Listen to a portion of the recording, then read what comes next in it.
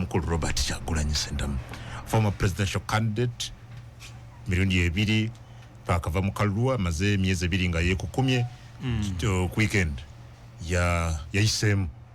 era naga nti wadde ngenze naye kati ngenze struggle gikolera bweru. Mbadde nkozesa platforms z'abasajja bano nga mpita ku mitimbagano ne kati wendi ngenda kubanga njogera physically mu bo neyebaza bannayuganda abamutolo abadde bamuyambako n'engoye bamuwa ku byokulya bamukweka n'abasirikale yabebaza bamutemya nti obusajja, and I'm putting that in quotes, nti obusajja wuwo bujja. I don't know what you think, but byebyo ebiriwo Mwami Kyagulanyi eggwanga yalifulumye musigadde wa commandants kajidduse aliseyaani kati. Okay, nina bingi byempulidde. Waliwo ne mukwano gwange gwe mbadde njogera naye mu America yenga ngamba nti oli azze kusaba butuuze wano nti famire ye yasooka wano empapula zibadde zibulako ye. Zibadde zibulako ye. I need to naye simanyi kituufu kyakyo kikirimu. Oyina mukwano gwo mu America agambye eki? Nze angambi nti Mwami Kyagulanyi ali mu kusaba butuuze mu America. Ayagala katabo k'abasajja nti famire yasookayo kati ye yazzeeko abadde ayina. Tebamanyi bigenda mu maaso wano, mukwano gwo tamanyi bigenda mu maaso wano? Nze ambuulidde obuzibu tangambye kwogera linnya lye. Kakati ate degree yange yasooka ndi munnamawulire. So siyo bw'oba tolina lukusa kujasanguza ogyesigaliza. Sikiinaako bukakafu naye kitegeeza era sirina bwe nnyinza. Wali musomeseza nonga nti ekiri eno nkize ekyamujja eno tukimanya akyogera. Ekyeno nina byendaba byo bino mbimusinza kati bino ebyeno byo oyo mukwano gwange omu America byo mbimusinza kati yansinze ekyo kye yayogedde yakiyinako buki obukakafu nze siina naye nagenzo kitunulira nekinema n'okuwakanya kuba siina bukakafu bukiwakanya. Siina bujulizi bwe nyiza kukozesa wakanya ekyo nti si kituufu. Ebya wano ffe tulina amateeka ge yali yagabira abantu kubikwatagana n'okuggyako gavumenti eno yaddeko. Ayina amateeka amateeka ge yagabira abantu okugoberera ebiragiro. Biragiro yabiwa abantu nga bw'obigoberera obulungi yafuuka president. Ebiriwa Kalonde Kanoonye kikitandika biri mu order gy'otalina kusobya. Okay. Kanoonye, Kalonde, Kakuume, Kabanje bina. Nino ekirowoozo era n'okukkiriza nti abantu be baabigoberera naye ndooza naye yagenza okulaba nga ate bagenda okukeberayo nga talabika nti ateekateeka kukola ki kulayira. So n'olwekyo biteekeddwa okuba naye nga bimusobedde ng'omuntu. Lwakuba abantu baffe wano bo balinga baana bato. Abaana abato bo tebayinza kumanya nti awaka waliwo ebizibu. Nnyinimu bw'aba sente zimuweddeko ye omwana omuto fridge mwe yakeberanga okujja ice cream asigala akeberamu. Ye tayagala kumanya ndi abazadde bayinamu obuzibu bwaki bw'ensembe. Kakati abantu ba bulijjo bo tebasobola kumanya nti musajja waabwe ayina ekizibu talina bwannyonnyola biriwo kuba nange sibimanyi. Kati gwe omugamba nti yannyonnyola ati kuba amateeka ebiragiro baabigoberera. Kati yabagambe ki? Ffe edda bwe twali wano ng'okulonda tekunnajja twabuulira abantu nga bwe biribeera. Era gwe wajja nga wano ng'okyogera. Actually kinkoze binti amaloboozi go sigajjeyo olunaku olwaleero kubanga bwe wayogera byonna era bwe bibadde. Kubanga wagamba bajja mulangirira Mwami Museveni era amalirize bateekawo abasirikale outside yakutte ekyokubiri. Wabyogera wano era bwe kyali. Kozi kyotaalaba kyekyowokubiri kandidate kati y'okudduka. Naye kino ekyokgenda kikye ku bubwe. Tewaliwo obujulizi bulaga nti yagenze tebamanyi. Okusinza ku ye yagaba tebamanyi. Anti ye byonna yakati yayina script eyo. Naye nga bw'okebera mu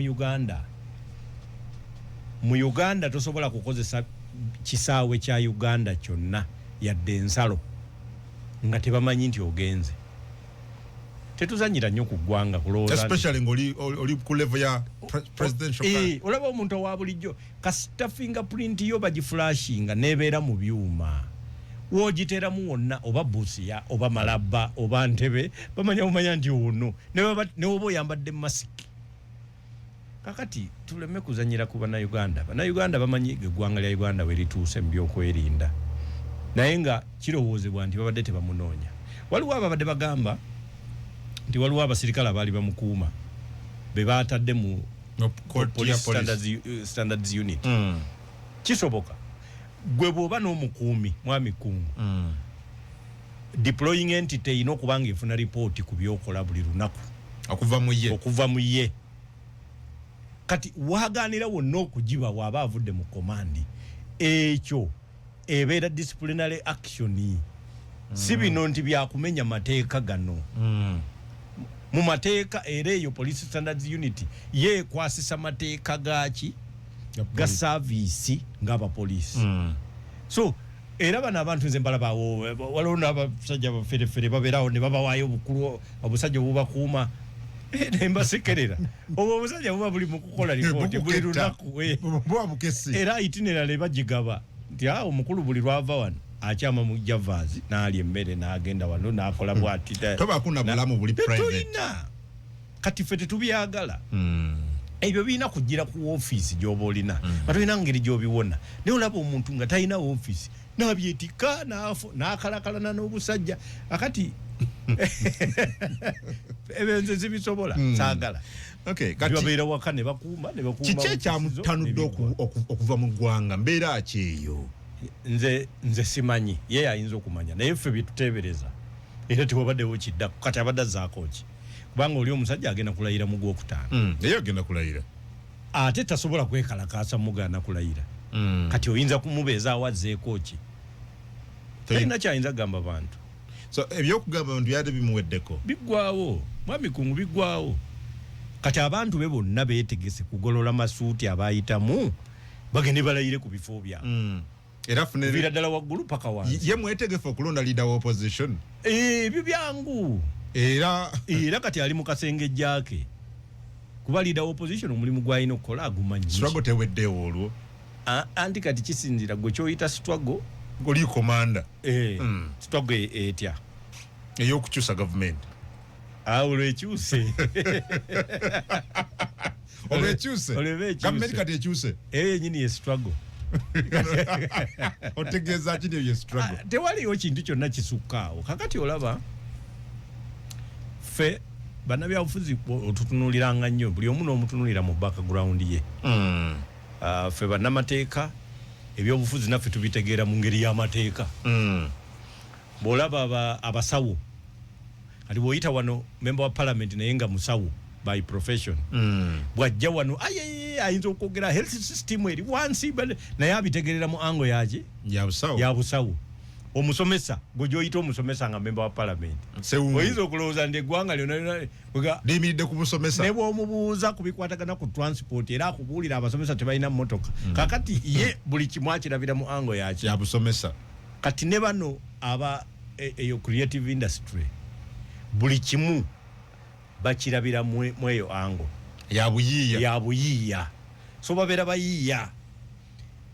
bwakugamba gwe bwajja wano akugamba jeno ne baba tamanyi kukuba yadde akasaala ndi jeno oba ndi dokita kubanga oba ndi komanda mu buyiiya yabeera mu bwezi mu karakita tabeera ekyo kyennyini naye abeera mu karakita y'ekyo aba ayambala karakita kati gwe gwolowooza ebyenjawulo kyova laba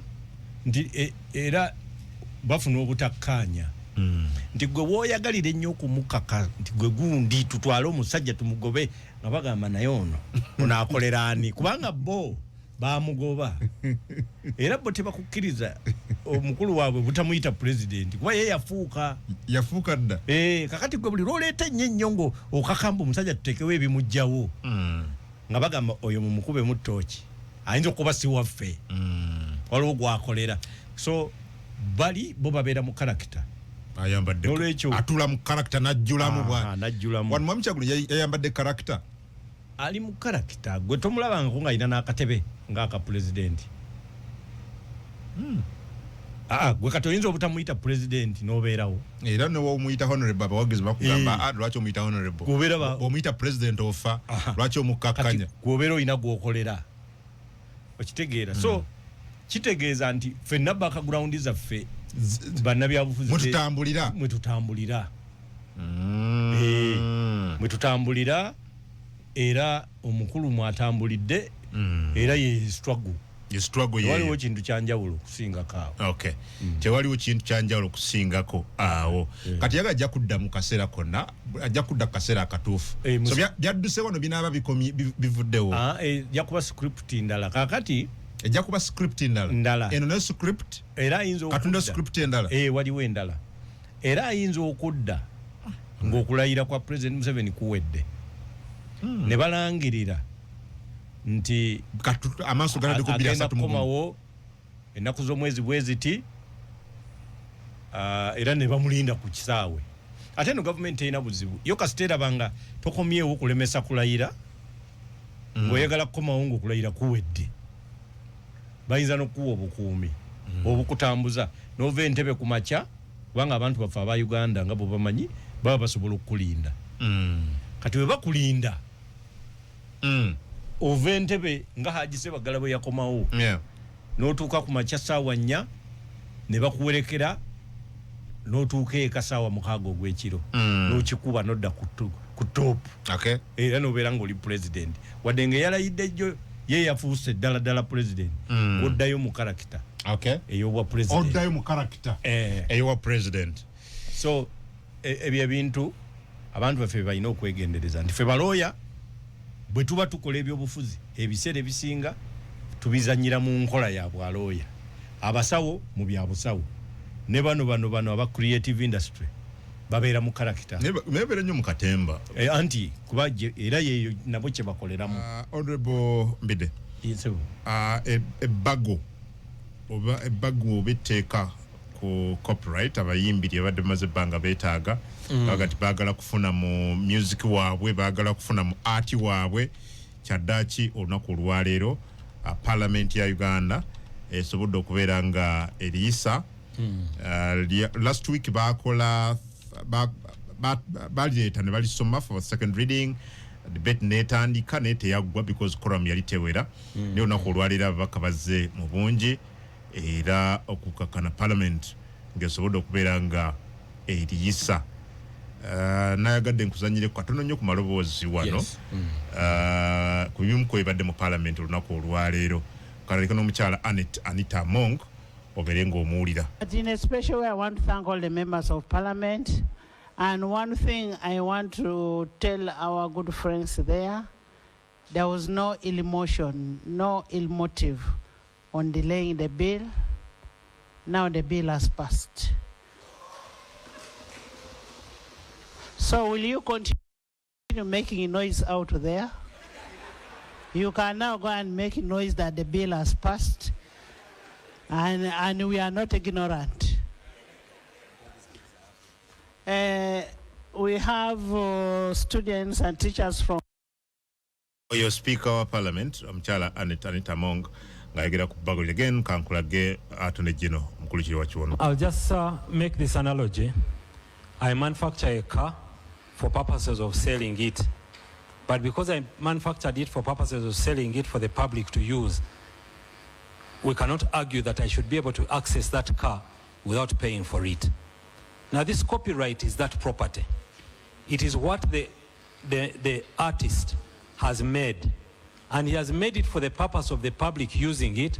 but he has made it for the purpose of gaining from it. So this law has provided the instances how you could use it. If you want to enter into an agreement with the artist, you could enter the agreement and the artist could give you time. And there are limits, 20 years, 15 years, all those are provided for in the act. So the right of the public to use the works of the artist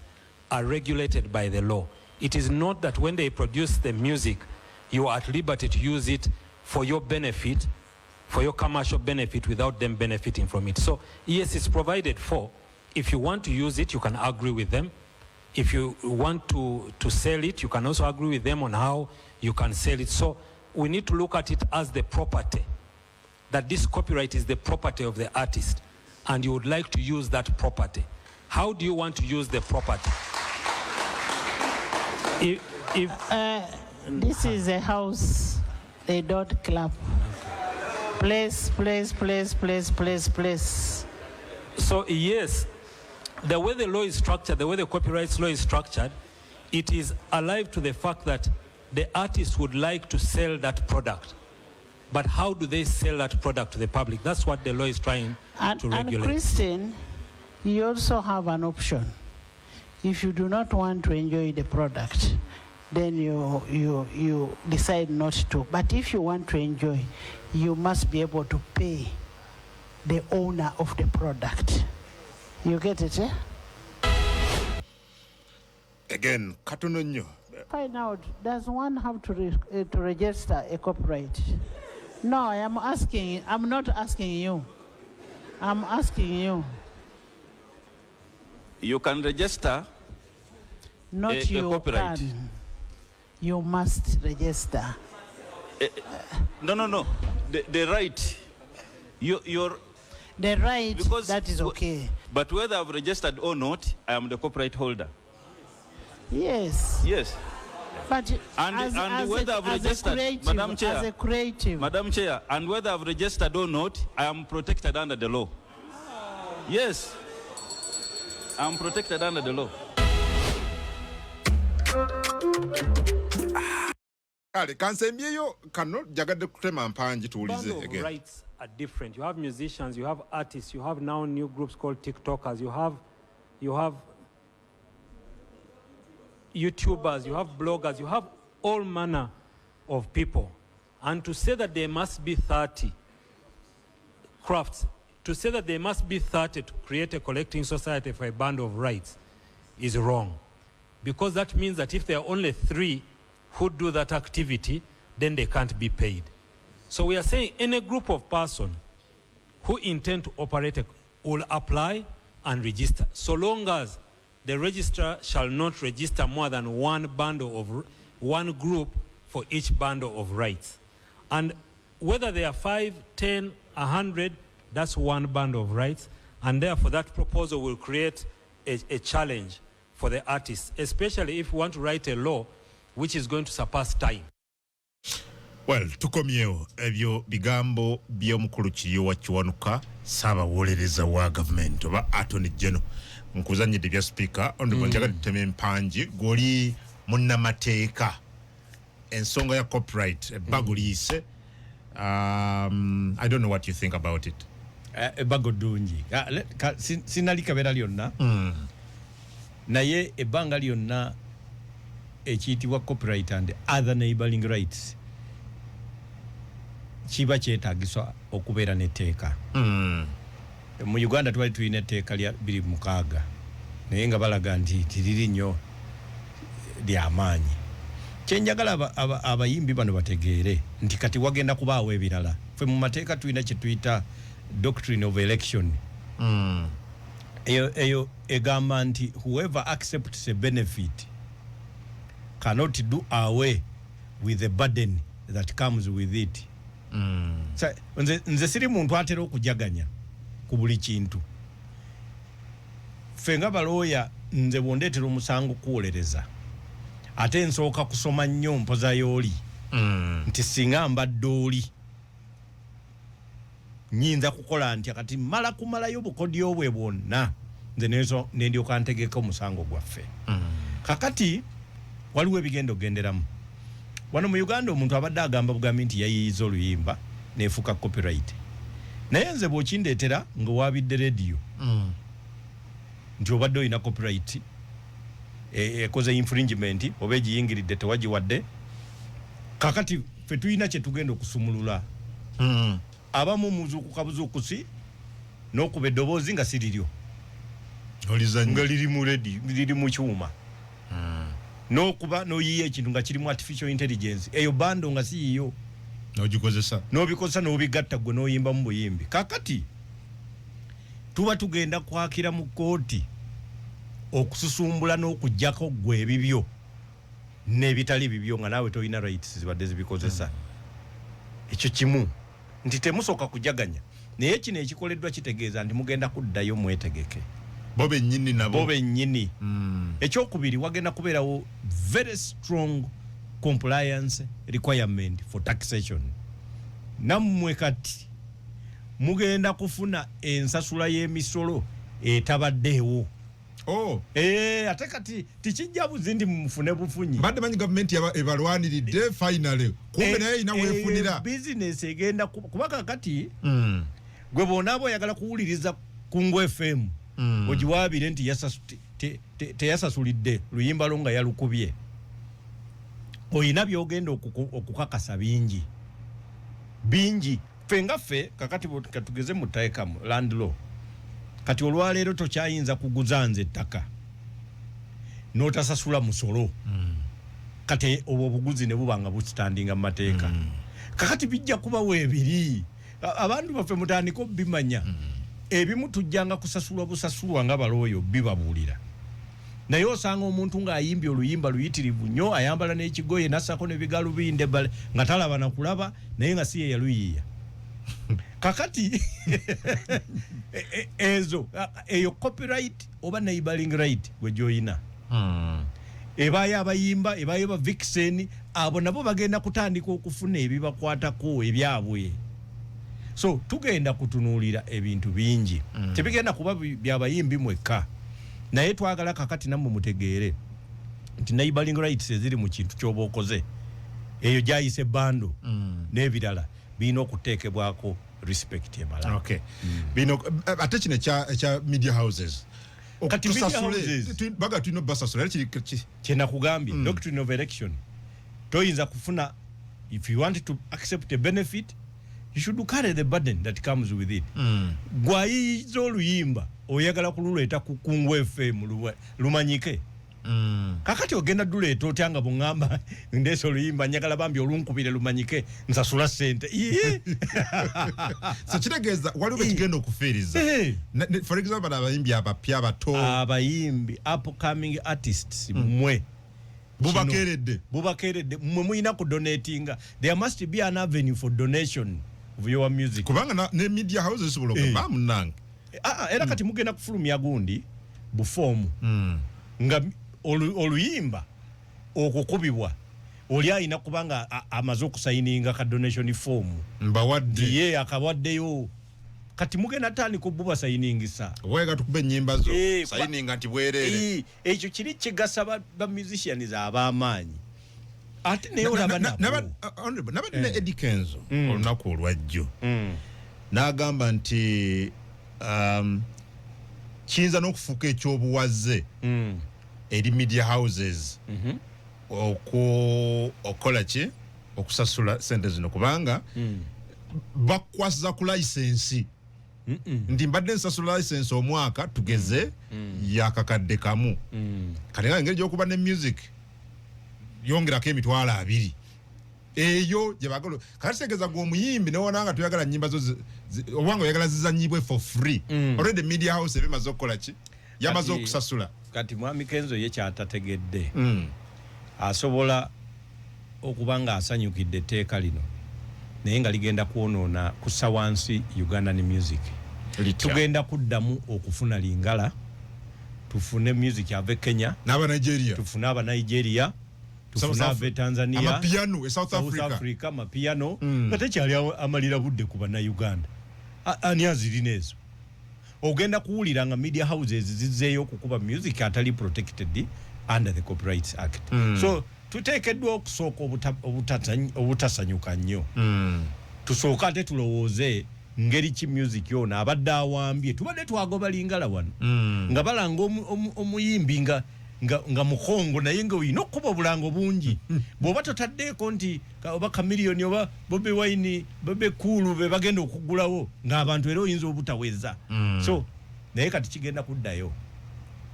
kubanga teri radio egenda kumalira budde ku music gwetamanyi omufulumiza nawe amufulumiza tekumanyi kati ate mukube nti ogibanje sente nga balina Koffi Olomide ne line-up ye gyafulumiza toyina wano ba Davido Nigeria ze motoka yange Davido tavaamu neza wano mala ne banga siziwuliriza kati balinga bampadde ticket so ekyo balina okumanya tikigenda tebasooka kujaganya wakyaliwo ebyokukola bingi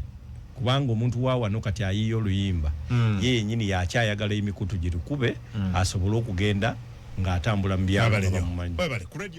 tuli wakati mu misango tuwetuwoza tuli mu waddayo mu mulimu gwo okola ogwo teguvaawo omanyi ekyo kyekisanja ekitakoma ekiriwa profession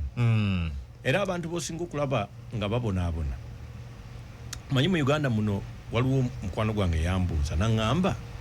naye mbidde ebbanga lyonna lyenkulabidde mu byobufuzi waliwo lwe weesimbawo n'oyitamu waliwo lwe weesimbawo n'otayitamu naye oli kyekimu tokyuka tetuwulirangako nga babbeirifu bakugoba tetuwulirangako omwana tasomye ne mugamba ffe we twabeerera mu ssomero wabeerangawo abaana ba biti bibiri nga waliwo abaana abagezi n'abaana abakoppa naye ng'obalabira mu kiseera kya kigezo omwana akoppa afuba nnyo okutuula ku ddirisa bwe bamuleetera akapapula naye omwana omugezi ye tafaayo wonna waatuula aba atuddewo n'obwongo bwe so kakati ne mu bino omuntu nga omanye ekyokukola eri bokisi tekusalirawo bulamu bw'obeera nabwo kubanga ebyobufuzi tegubeera mulimu omulimu kungu kyekintu mukama kyakusobozesa n'okisoma n'okiteeka mu mutwe nga bw'okikola bakusasulamu ssente kati nze obwalooya gwe mulimu kati gwe obunnamawulire n'obusomesa gy'emirimu kakati ebisigadde biba birala babikwongerako bwongezi oba babikwongera naye bino tebiggwaawo as long as oli mulamu okujonga omutwe bagugjeeko ate era bwe baguggyako naawe oba tukyalina kyoyagala tokyalina so kati concentration yasigala iyo ebyobufuzi wabivaako ate ntya ate nakati nzize kusomesa kati ngamba bino ebyokwesimbawo oddayo ebuweekula bisi birowooza naye nze kirowoozo kyange njagala nnyo tutendeke tukyuse nno abalonzi abalina okulonda balina kubeera batya era nze ndi omu ku bantu abalowooza nti buli lwe nsinkana pulezidenti w'eggwanga mubuulira nti twetaaga okukyusa ssemateeka si buli muntu nti ategeera byalonda amawanga kati njagala okutegeeza tulina amawanga kati tulina ng'eggwanga lya Amerika akalulu abantu abangi ke bakubye gye bayita popular vote si ke kasalawo pulezidenti awangudde kati bo baakikyusa kati waliwo ba president ba oloko kaba mugaso ki kati popular vote eno ekuyambako mu state singana 8 nti zo popular vote determining the number of electors ababeera balondeddwa mu state sana 8 kati wogendera mu 5 ziri 5 oba 5 one of those ezendala zo ate kakati kitegeeza nti omuntu kasitafuna vote yaba electors 5 actually normally bibera 207 kasitoli akurosinga 207 gwe ne boba milioni z'abantu abakakuwa obululu 108 gobera tugenda kuwangula bwa president bwa America kati n'olwekyo byo twagaliza wano kati ffe tulina naffe okukola kati eriyo n'endala UK Canada ye ate ekibiina kisinziza ababaka ba parliament ate ababaka ba parliament be balonda prime minister n'abeera omukulembeze w'eggwanga kwanga balina queen oba king abatavaako bo bali mbirala bali ceremony we bali awo mpola mpola kati ffe tulina presidential system ffe yaffe eyinza okufaanana nga eya Pakistani kugamba byebintu bye tulina kati okutandika okutunuulira naye n'okwata omuntu nze nno njagala kutegeeza abantu edda baawuliranga ng'abadde akkirira mu nnimiro n'agisazaamu n'atagenda nti lwaki nti rediyo egambye enkuba egenda kutonyanga erimu ne muzira siina gamalira budde eyo nnimiro katulinde kati kitegeeza ebiseera ebyo omuntu eyajjanga ku rediyo abeeranga kungu omutendeke kubanga by'onaayogera abantu bakola ki bajja bitwala kati tulina abantu nga ajja ku rediyo nga tamanyi naye nga zze kwogera eri abantu naye nga zze kwogera ate neerabira nti abantu eri bawuliriza ne babitwala ng'ebituufu kati ne mukulonda tuyina abantu nga kati kyagenda okulondako takimanyi kakati gwe kimanyi nti abantu mwendo gusinga okubanga gwesimbyewo n'okulonda bali myaka 3 kukka wansi byombi abalonzi n'abalondebwa kakati abantu abo ba UPE bonna basomedde ku UPE UPE kitegeeza osoma busomi ne bwoba answer sintuufu togwa ogenda bugenzi mupya okubiri ye percentage esinga obungi population eyo kati abo tebasobola kusalawo ku nsonga za bukulembeze so tulina okugenda nga kati onakikulu tulina abaka ba parliament mukaaga bokka at least abo basaliddwawo bano abatabimanyi kati osanga ababimanyi be banatandika okusalawo nze nyo okuba ne babaka ebitaano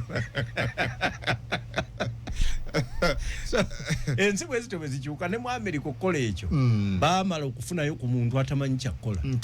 n'ensi yaffe etandise okukyuka ndowooza badde njogera ku kibuga Kampala for example abantu batandisoga osanga omukyala Buzekia alina gyatutwala oyita mu Kampala ng'olaba there's a semblance of sanity at least tatandise bubi kyetulowooza era tanatuuka kusalya Jennifer Musisi naye tulaba nti tatandise buki bubi obuzibu bwonna we buva bw'abannabyabufuzi both aba gavumenti ne bano ababeera mu KCCA bebaleetera abali bagundi obuzibu technical wing kati technical wing omulimu gwayo mu Kampala yo eyo Kampala eyo authority nga bw'olaba URA nga bw'olaba Uganda Airlines profit oriented URA tax oriented eyagalayo kusolooza bayina targets ne authority eyo eyina okuba ne targets mu business city cleanliness order mateeka yo ye target so kati yo bwekola mu bwongo bwayo mulimu gwayo kugamba mu December tetuyina muntu gwe tuyina kulaba ku Lerwe Land zonna buli ttaka lya Lerwe abantu bayina okuvaawo kyokajjukira waliwo abantu baffe we bajja n'ekyokola ki n'ekyokulya naye bakugambye nti bo okusinzira ku plan yaabwe bayina okuvaawo mu December omugaso gwa political leader ono aliwo ye kutuula butakubirire ategekera abantu baliwe banaalaga mu December sikulemesa naye bannabyabufuzi betuyita balemesa bulemesa bo babeerawo okwekala ate sina kulemesa tebalemesa bayogera ku mawulire ng'abalemesa tebajja kuvaawo tebalemesangako naye bajja balimba abantu tugugubye temujja kuvaawo naye nga tebalina kye bakoze nga bwe bafuna emisaala n'okugulirirwa ng'era bwe bajjuza abantu njagala kuwa kyakulabirako bo balinga bw'olaba ng'otudde n'akaanako mu baasi omutembeyi n'akonkona ku ddirisa n'akalaga erindaazi kati ko kalowooza nti oli omutembeyi mukwano gwako nnyo okusinga gwe kati n'akakusiikuulira kakati bano bannabyabufuzi bano bakolanga mutembeyi nti bakusiikuulira abantu naye nga tebalina kye bategeeza because era bwe tutaafune bakulembeze bakola forward planning nga bagoberera forward planning ekoleddwa technical wing era ekibuga kijja kuddayo kibeere nga bwe kibadde so kati ate yo gavumenti ekulemberwa ayagala obululu ye kaawulira nga bano bakyankalanyiza omutembeyi akaabiza akaana kati yayina naye okwejjayo eri ku technical wing nti temuli bange naye nadda ku ludda oluwolereza akaana zonna enteeseganya zaali succinct on one major thing nti ku kozi ya Rwanda muddire abasajja abateekateeka okukomawo okutta abantu be bayita ba FDLR Interahamwe mubakomyewo mubatukwase bagende mu kooti z'amateeka okimanyi nti n'abantu abamu waliwo kooti zino ezagacaca kooti eziddinganya abantu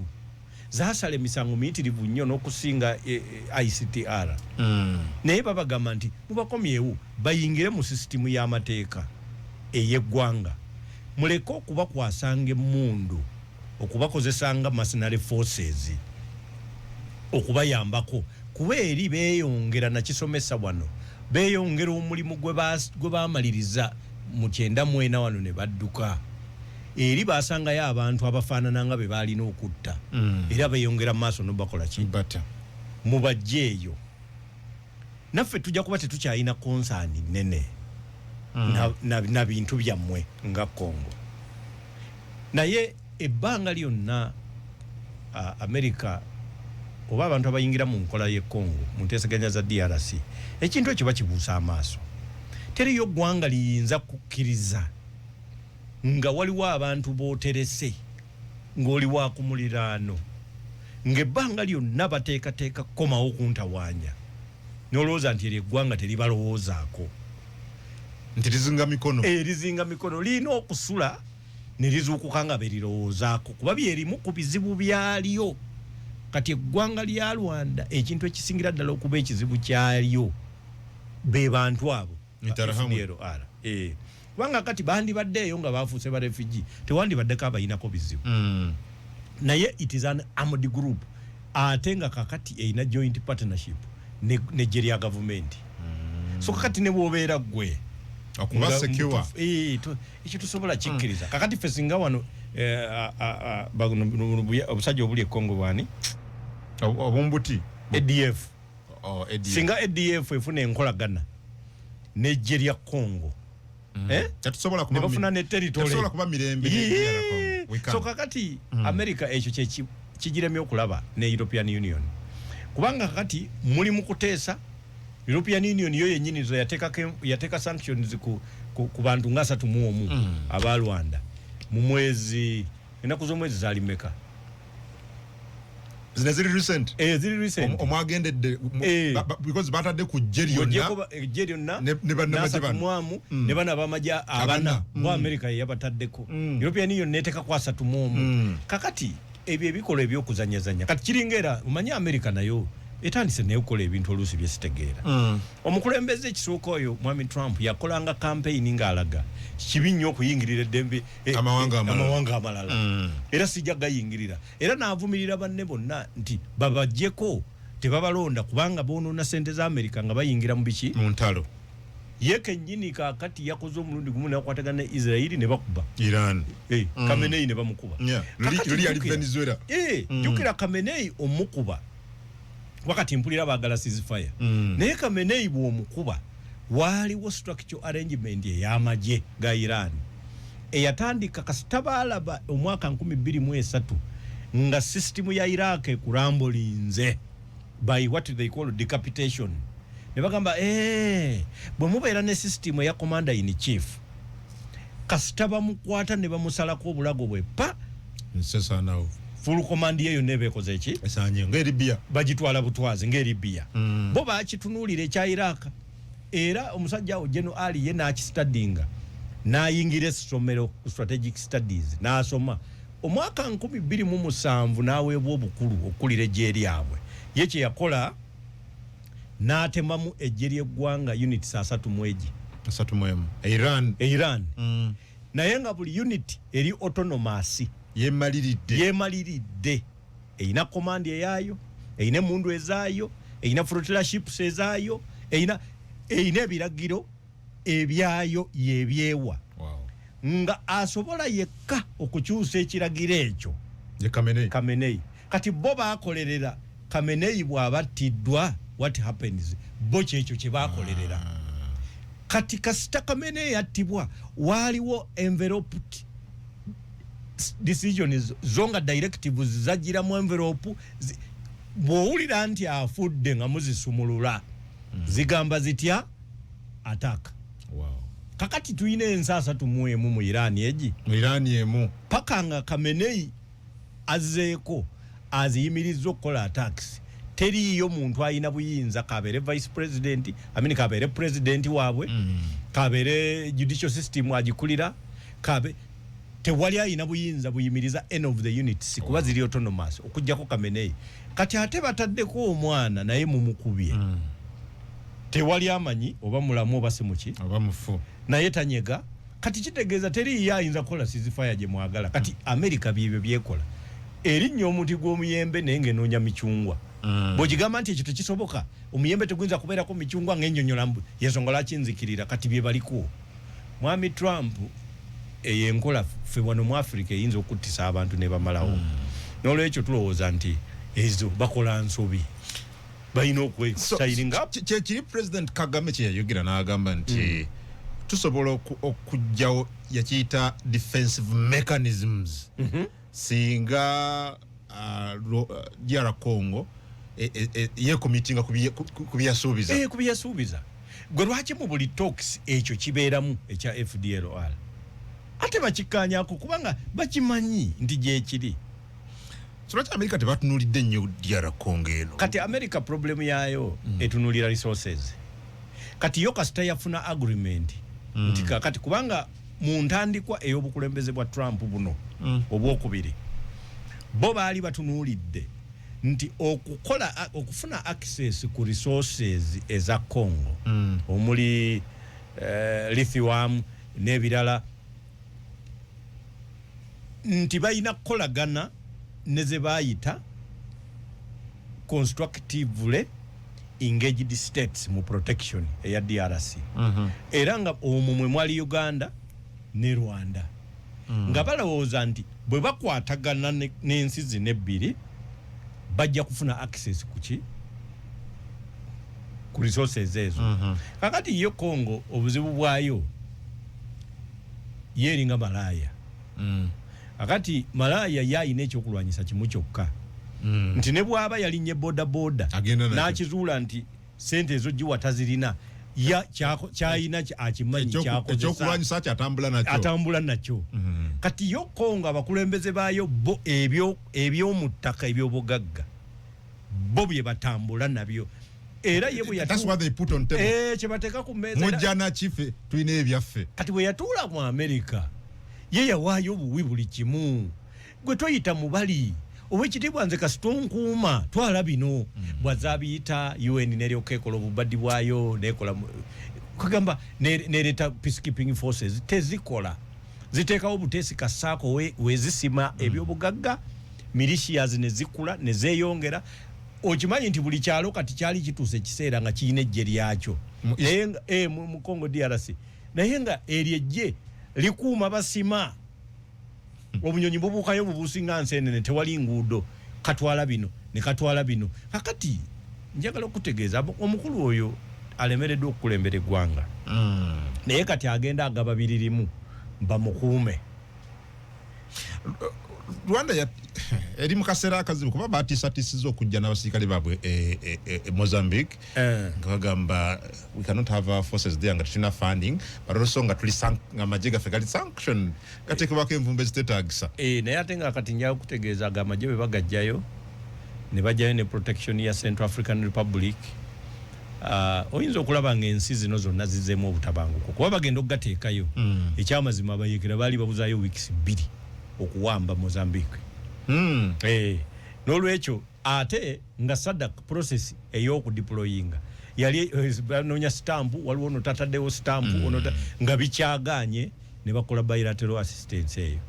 so n'olwekyo nze ndowooza nti eggwanga lya Rwanda lyetaaga liyambibwe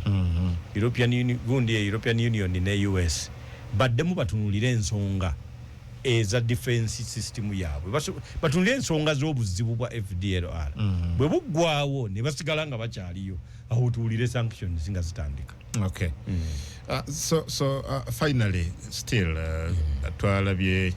ne president w'eggwanga General Museveni sikukyaza nkokuva ya leader ate ekyokukulembera omukago gwa East African Community obadde mu nsonga za East Africa Uganda tunaafunamu now that Mr. Museveni ye senkagale w'omukago kati President Museveni China of course bana Uganda bote bakimanyi gwokimanyi nti bwogenda mu parliament ya East Africa nomala oyogera ku kigambo kyonna against President Museveni mayindi ababaka bayinza n'ofuluma ne bagenda nga kiki kati waliwo kintu kye bayita nti omuntu alinga mulanzi abalanzi babeesiga nnyo ewalala yonna okujjako ewaka we basibuka President wa Uganda ayina omugaso munene mu East Africa ng'ogyeko okubeera nga elder statesman wa East Africa kwa bonna abaliko ndowooza kati navubuka ogyeko Paul Kagame si bavubuka naye bato ku ye there is a degree of seniority gy'ayina atene intervention ze azikola aina obugumikirizo obusingako ku bakulembeze bonna ba East Africa mu buli kimu nti ye asobola okulwawo okusalawo ekintu ate nga bakulembeze abasinga mu East Africa basobola okisalawo ne badiringa n'ebivuddemu nga naye bamaze okisalawo. President Museveni enkola ye bw'alaba omusota tayinza kugutta asooka n'alondayo akakiiko akakola akanonyereza ku misota tagutirawo waawo kati akakiiko ako bwe kaleeta lipooti kati lipooti eyo n'agiraba nge ekoze recommendations bwe kumbamu nti bagitte kakati ogwo ne bagunoonya balabo babagutta n'emirala gye bazudde oba bagiriise oba bakole ki. So n'olwekyo component eyina weeyambidde East Africa naddala mu nsonga za South Sudan eyambye kubanga intervention zikolebwa Uganda zizze ziyamba nnyo mu short run South Sudan eyo okubeera n'eddembe. Abasuubuzi baffe bano njagala okuwa ebyokulabirako biringa 2-3. Waliwo bannabyabufuzi ebyensi ezerinaanye geopolitics gye bayitanga Bob Masaka waliwo yatandika 1991 naye tulina Bob Masaka ya 2013 eno waliwo yasibuka ku nteekateeka yaliwo eya SPLM ng'ekibiina bwe kyali kiteekateeka mu delegates conference yakyo okuteekateeka engeri y'okulonda okwali kugenda okuddako okulonda okw'omu ggwanga n'okutereza mu kibiina. Ennaku z'omwezi nzijjukira gwali mwaka gwa 2013 ennaku z'omwezi 15 Desemba batuula kakati enteesaganya zaali awo jjukira nti waliwo obukuubagano butali extremely official wakati wa sides bbiri ez'abakulembeze ab'amaanyi mu SPLM mwe muli Riek Machar ne Salva Kiir kubanga luli yabeeranga Riek Machar ne Dr. Garanga naye oli naakola ki naafa kati ono yamuddira mu bigere ate Riek Machar yamulabanga junior kapere kyekituufu kyennyini amulabanga kapere agamba tono tabisobola no teyandibadde ono ate ono kwanze nze ku minzaani ninnya ku yaani ya Garanga bateeseganya bagamba nti voting ku resolution zizino zetukoze eina kubanga tuzivaako mu mateeka tuziva kumu ngali akatogo mu mateeka kye tuyita iniseriatimu n'agamba nti bwe tuba tuzihandlinga naye nga buli emu tugironda by show of hands tuwanike emikono oyo nga Salva Kiir kyayagala Riek Machar ye nga agamba nti mu kuwanika emikono abantu bajja kutya state okubateekako amaaso n'okubatta tugende by secret ballot nga buli nsonga tugikubako akalulu then balangirire ebivudde nga kakyama kati ensonga eyo nebazuzubya ne bayingira mu nnaku z'omwezi 16 jukira yatandise 15 December 2013 16 Salva Kiir agamba nti kale okusalawo kukusalawo voting on whether voting shall be by show of, by secret ballot or show of hands should be by show of hands kakati abatuuliza simanyimenyeza kiza mu Luganda kati okusalawo oba tusalawo ku kakyama oba kakuwanika mikono kati kyo tukikole kuwanika mikono kati era ng'ayagala kulaba bwe yalabanga biganye ne bazuzubwa paka obudde kiro nga 17 Riek Machar yena agamba nze mbivuddemu ngenze mu nsiko kubanga olwo bagenda okulaba ekawungeezi Minister wa Agriculture akwatiddwa Secretary General owa SPLM ebiseera bye yali Pega na Mamu akwatiddwa biki Riek Machar agamba nti kati nze tuli ku bintu birala nnyo batadde n'ayingira ensiko eyo abatuwuliriza ekigambo kye yakola ku nsalo ya Uganda ne South Sudan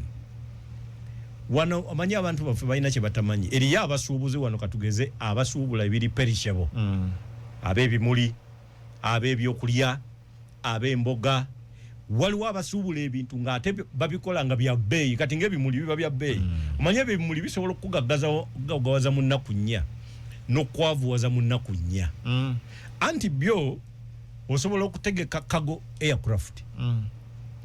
ngejjudde bimuli obitwala Europe ng'ekyamazima bw'obalamu bwoti obukadde bwo buli bumeka obwa $2 kati okusobola okukola ekyamaguzi ekyo kiteekayo abantu abamu akwata ebyapa byawaka n'akwata ebya faamu n'akwata n'abisuula mu banka nemuwe ssente n'atikka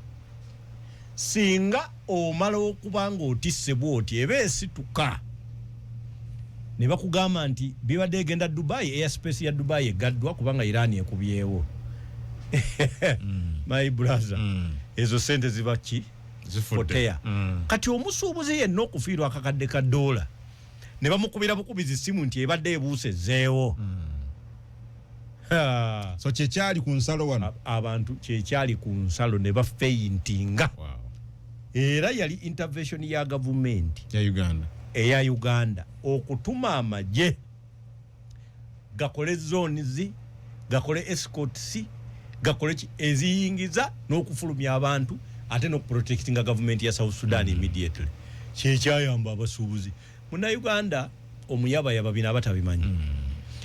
era nagenda okuwulira nga parliament ekayana mwakoze mutya deployment nga tufunye resolution tetusazeeyo nga parliament nigamba kati bebo kakati kitegeeza obwo obwongo buli mu government wano obwo obwongo tujja kubusubirayo mu parliament kati president Museveni okubeera nga ye chair bagenda kuganyulwamu kubanga okuresolvinga issues eziriwo abasinga bajja kuba bamuwuliriza okusinga bwe babadde balina okuwuliriza abalala kale mwebala bakulu ekyomusota nkiresenga kyakulabirako mu Lungereza gye bayita idiomatic expression ndi kyakulabirako nti ye bwe bamugamba nti gwe yisaabirye wagamba saawa yonna waayitirawo genda mukuba bomu wokubira engatto ye kyakola akukwata ne bakukwata ne bakuggalira ne bakwata n'abeewammwe ne babaggalira ne bakola okunoonyereza mu myezi 6